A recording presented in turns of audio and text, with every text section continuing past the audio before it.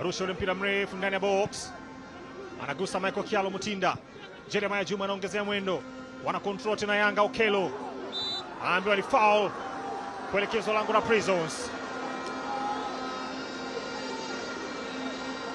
Wachezaji wa Prisons wanalalamika kwa mwamuzi kwamba hiyo haiwezi kuwa foul, lakini tayari filimbi imekwisha pulizwa kwenda kuweka pressure. Anaonyesha ishara vidole vinne Musa Mbisa. Basi na shaka anahitaji wanne wasimame mbele yake. Haya, pengine maneno yaliyotolewa na Kevin Sengati yanamfanya mwamuzi kuingia kwenye kitabu chake na kumuonesha kadi ya njano. Hakuonesha kupuliza.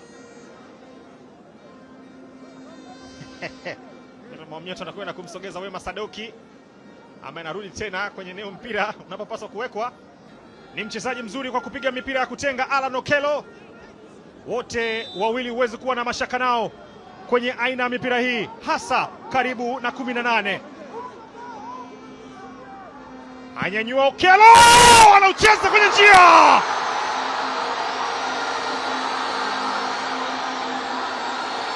Laulindo Aurelio Depu